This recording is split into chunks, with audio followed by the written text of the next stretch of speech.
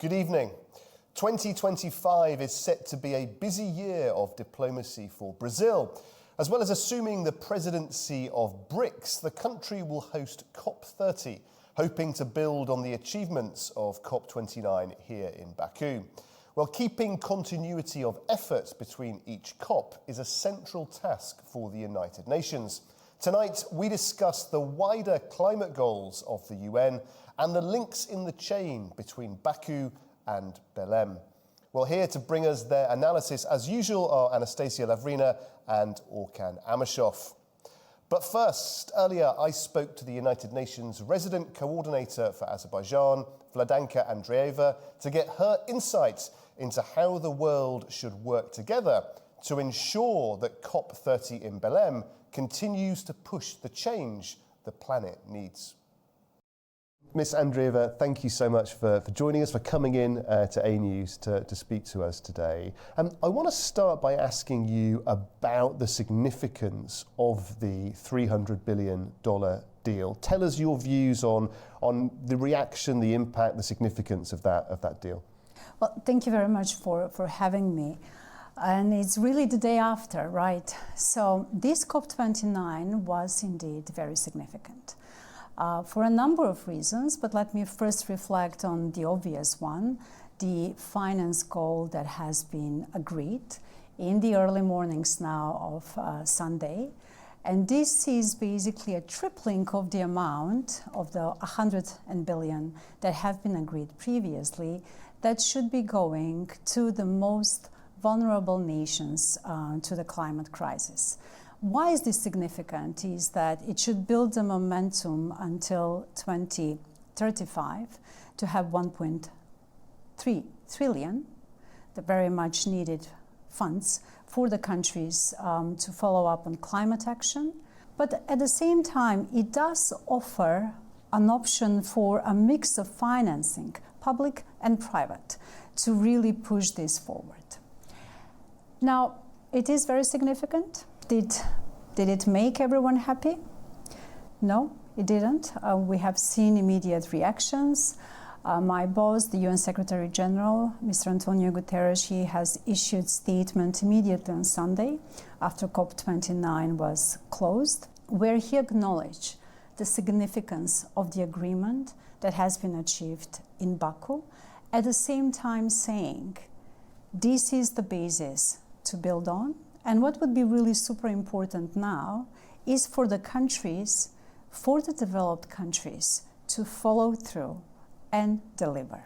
I do also understand the passion, if you will, of civil society, of small island developing countries, of least developed countries, when you look at how unproportionally affected they are by the climate crisis, how little they contribute to the global greenhouse gas emissions. Seeds only 1%, LDCs combined only 3.3%. Obviously, they do think that there should be solidarity and more funds should be coming to these countries in particular.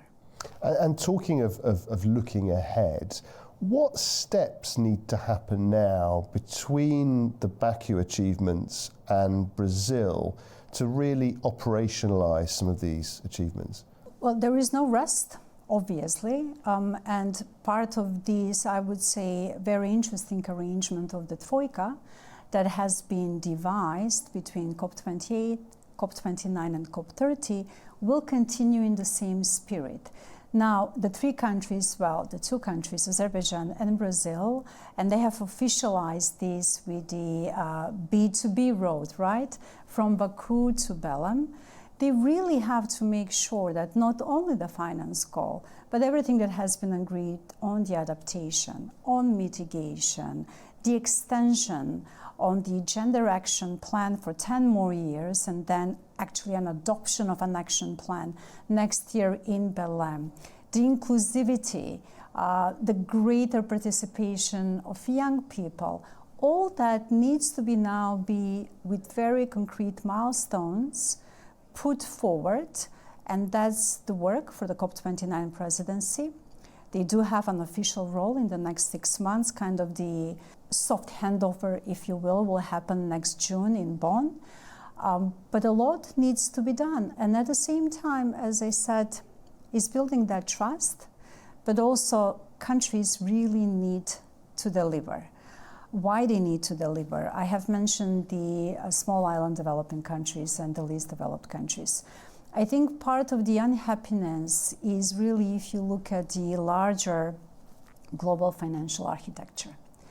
These countries are really in a state of economy where they have to pay their debts, and at the same time, they have to invest to health, education, services and access, to climate action.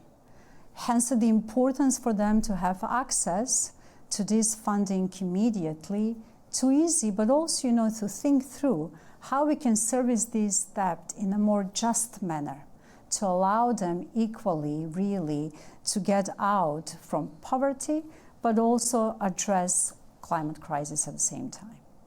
So from Baku to Bonn to Belém, there are clearly 3 Ps. There are clearly a lot of things that need to happen, lots of work that needs to be done. Can you talk to us a bit about the wider role of the United Nations and the key climate goals that you're working towards, as well as the COP mechanism? Happy to. And again, it's a complex architecture. Might not be the perfect one, but it's the only platform that we have really to tackle these issues that are really serious, and one nation and one organization can address it by itself. So the way the conferences, and let me just reflect a bit on the climate conference. UNFCCC is the custodian for the climate conference, and they will continue to work with COP29 and COP30 presidency to ensure now that the commitments made in Baku just 3 days ago do come to life, but also prepare what is going to be another complex agenda in Belém. So in that sense, when I say we, I think we as humanity, we can't afford to have any COP as a failure, because every COP is a building block. It's not one for itself and then we are done and dusted. No, whatever has been agreed in Dubai last year, pieces of it, continued dialogue in Baku, and the same will happen in Belém. So that's very important, and the overall mission is really the Holy Grail, to keep the global warming below 1.5%, and then to hit net zero emissions by 2050. Globally, we are trying to support all countries to be as ambitious as possible, because that's a very important milestone that needs to happen before COP30 in Belém, to prepare their new nationally determined contributions, NDCs. I really do not like the name because it's very technical. Maybe, for the wider audience, when we talk about these plans, we are thinking it almost as an investment plan for the country. It needs to be whole government, whole society approach, wide economy, all sectors, all greenhouse gas emissions, and very, very ambitious.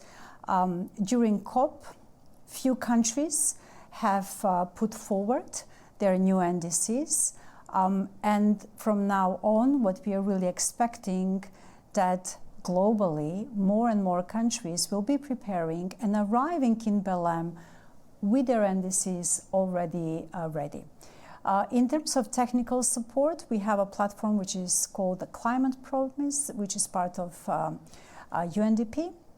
At country level, my role as a resident coordinator, I lead here the UN country team and 18 UN agencies, is with technical support from UNDP to support the government in the development of this new investment plan. And that's the role that my peers, resident coordinators throughout the world, where we are present and where we have country teams, to do exactly the same. Now, part of my that's globally, that's what we do. Obviously, for us, it will be very important because we have worked very hard, and kudos to presidency, to the whole team, on the action agenda and presence initiatives. And what I really want to see now is how those presidency initiatives that had global traction, and there were a number of them, 14.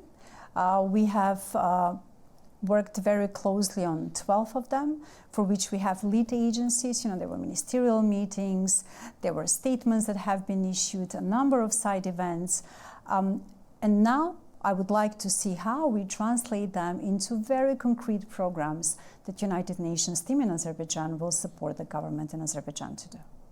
Ms. Andreeva, thank you so much for joining us on AnewZ. Thank you for the invitation. Anastasia, your reaction to the points made there by the UN resident coordinator? Well, that was a very informative interview, I can say, and Ms. Andreeva raised again the issue that COP29 was a historical event here in Azerbaijan. The countries reached an agreement despite the fact that it was very complication for each participant to make a decision and to satisfy all the parts. Of course, we know that the amount of financial support from developed to developing countries was agreed in amount of $300 billion. But as the countries agreed, the amount should be increased by 2035 by 1.3 trillion as it was negotiated in the beginning. And Ms. Andreeva again highlighted that it's very important for all countries to be committed to work on this agenda and to make sure that all of the statements which were mentioned in the agreement to be implemented. Doesn't matter whether the countries are willing to do it or not in the future. If the countries agreed, developing states are now waiting for their commitments and responsibilities. Obviously, Troika's cooperation and the future perspectives, it also was discussed during this interview. So the countries now can think about the achieved results and the future topics which can be raised during the negotiations in Brazil, in Belém, and to be ready for all of those aspects, to be prepared, not to spend 10, 12 days as it was in Azerbaijan to make an agreement in the final day, but probably to have the first results in the beginning and then already continue the negotiations and to make sure that all parts are satisfied with the achieved results in the end. Håkan, still quite a lot of work to do now for the UN. Absolutely, yes indeed. We achieved something very important, but we have to deliver. Delivering means implementation, as my colleague mentioned earlier. And also the point about continuity between different corps is that our job will never be done. We will always face this climate challenge. I think that's the self-same subject will be discussed in 2050, 2060. It's a never-ending struggle. It's all about getting through different stages, augmenting the world's position about this challenge, and creating a better construct in which countries could cooperate. And at COP29, we've seen a very shining example of cooperation, but also we have seen bitter divisions. So what we have is a very, very important, huge, massive deal, but we have those divisions which will not fade away. And of course, what has been achieved in Baku in terms of NCQG will need to be delivered in 2025. And of course, NCQG probably is not going to be the centerpiece of COP30, and that's one of the reasons why Brazil was one of those countries which were adamant to ensure that NCQG decision should be taken in Baku, because otherwise that would have been transferred to COP30. And also, I think from what we have heard, when you have an inclusive process within the confines of multilateral diplomacy, this means that all points of view should be taken into account.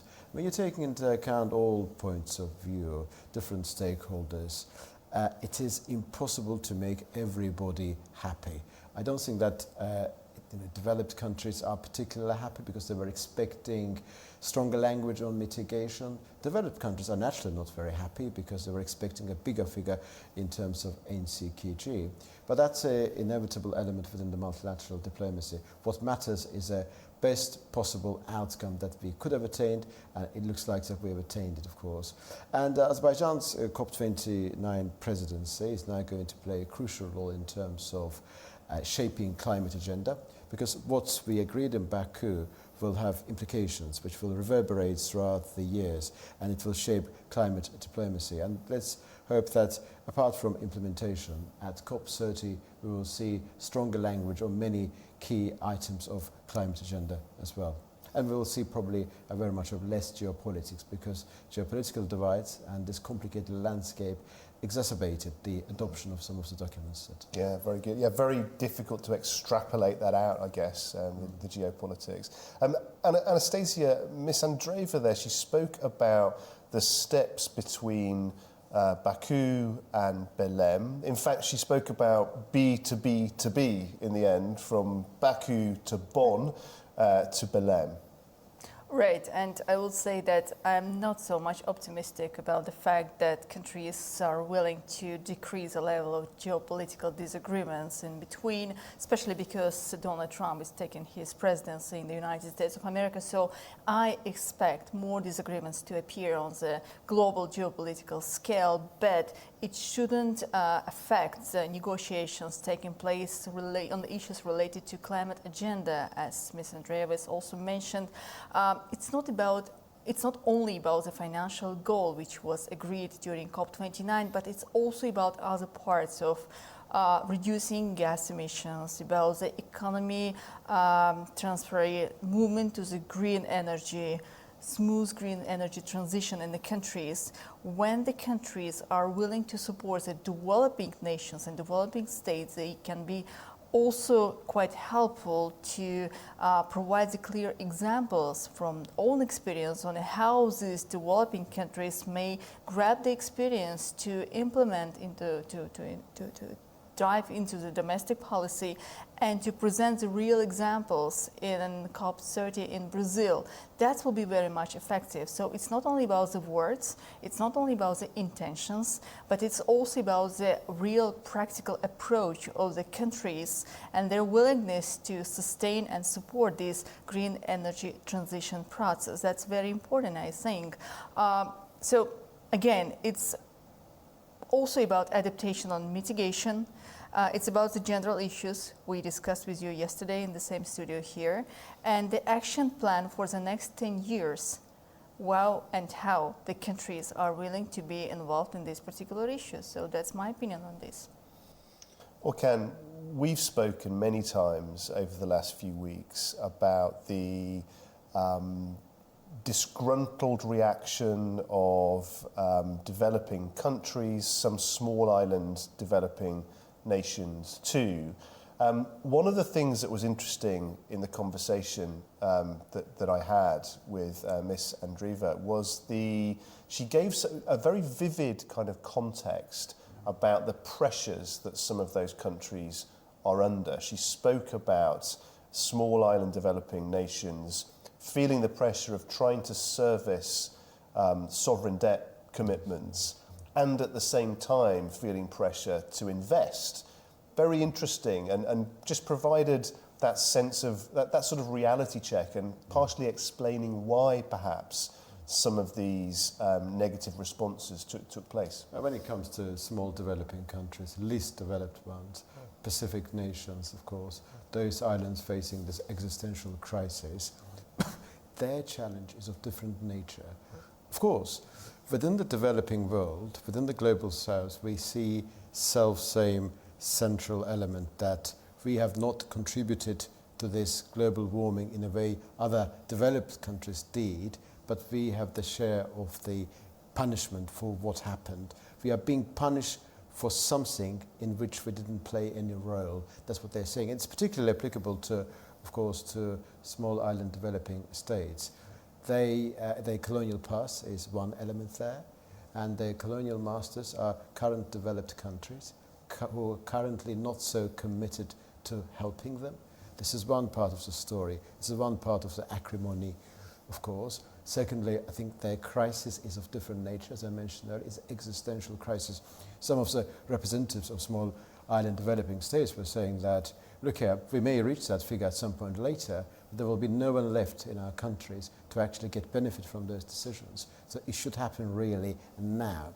Their case is very different to the case of India, for example, which was trying to block the adoption of many decisions. India has got a legitimate concern. It's got a massive environmental problem.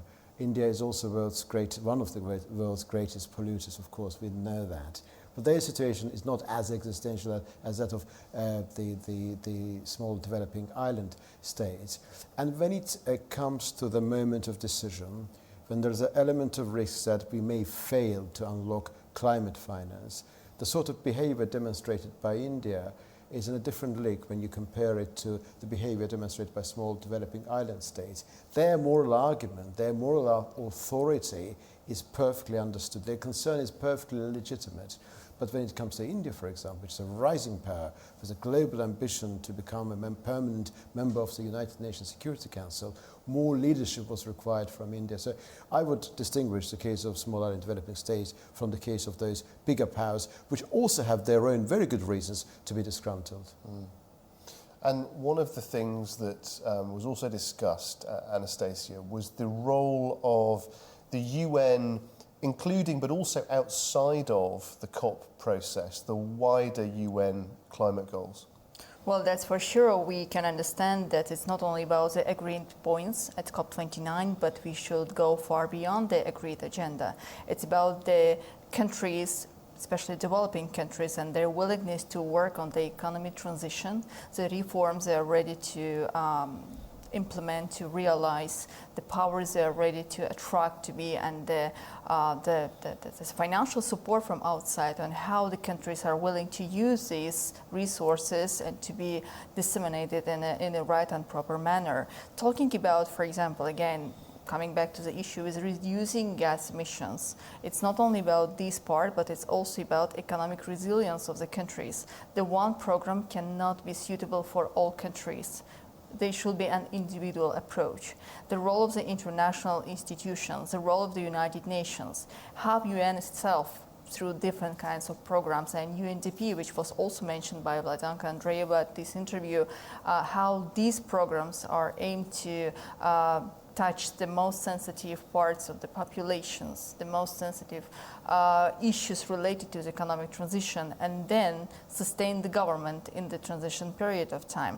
So it's about approach, it's about the perspectives, it's about the willingness of countries to work using these 6-8 months, which they have before COP30 to take place in Brazil, and go far beyond the agreed issues. So I think that talking about the future perspectives and UN commitment to work with a country, that's exactly the right point to be made during these 6 or 8 months. Mm. Well, Ken, one of the things that struck me from the conversation earlier was the reflecting on the size and the scale of the United Nations. I think perhaps sometimes we can take the organisation for granted, but listening to Ms. Andreeva speak, it was very clear that there's a vast array of work that gets done to support sovereign governments. Indeed. Of course, climate challenge is only one of those challenges that humanity collectively facing. There are a larger rubric of issues enveloping this challenges surrounding sustainable development in general, poverty being one of them, and many UN programs are actually dealing with that problem as well. And we have seen the connection between climate change and vulnerable communities. So, of course, we have to look at this within the wider landscape. Many people, critics of UN in particular, would say that this organization appears to be a bureaucratic monstrosity, it's an acme of insipid vacuity. But in reality, have we invented anything better? I mean, I don't think we have invented anything better. And UN emerged in 1945 after all the struggles that European civilization faced. So this is the best model that humanity has developed, has worked out. And also the same argument applies to COP29. During the COP29, we heard some criticism that COP process is not very quick, it is very slow. Decisions are being made, but they're not being implemented. But the question is that, have we got anything better than Conference of the Parties? So in that sense, I would say that UN's work is remarkable and it should be commended, of course, but reform of its certain structures, in particular United Nations Security Council, which remains a reflection of the post-1945 world order, needs to be taken into account very seriously. Perhaps something could be done in connection with COP process as well. They should be intensified. Perhaps some enforcement measures should be put in place to ensure that developed countries act in line with their obligations. Perhaps there is a room for development, but on the whole, bearing in mind that primarily the Paris process that started in 2015 is sort of working. We've already achieved something, and there's a bright future waiting us in many ways. I would be more in favor of reforming the existing structure rather than raising it as a ground and trying to create something new, which would be the indication of uncertainty. So indeed, yes, UN is working very hard, and its activities in Azerbaijan, in this region and the wider region, are of great importance. But of course, we have to consider everything in proper perspective. A lot is to be done, and clearly some of the problems that we are facing are not to do with the UN itself, it's to do with geopolitical climate, landscape. It wasn't down to UN's incompetence that the COP process was so complicated here in Baku. It was down to geopolitical divides which need to be breached, of course. And UN General Secretary António Guterres himself said that he's not a negotiator. UN is not in a position to impose a solution on the parties. In the same way, COP29 presidency was not in a position to impose any solution on the parties. It's all about shaping the agenda, providing room for deliberations, but they're after all for sovereign states. Quite often the feeling that I have is that some sovereign states expect UN behave like a world police, which it will never be able to behave, because sovereignty of each single state must be respected. And there is a connection between the extent of sovereignty taken from one sovereign state and the expectation that sovereign state may have from the United Nations. In that regard, of course, there's a lot to be done. The system must be reformed, but it should be more in the spirit of evolution than revolution. Well, thank you both very much, as always, for your analysis. And thank you for watching. That is all we have time for on this hour. Please do stay with us on AnewZ for plenty more news and analysis.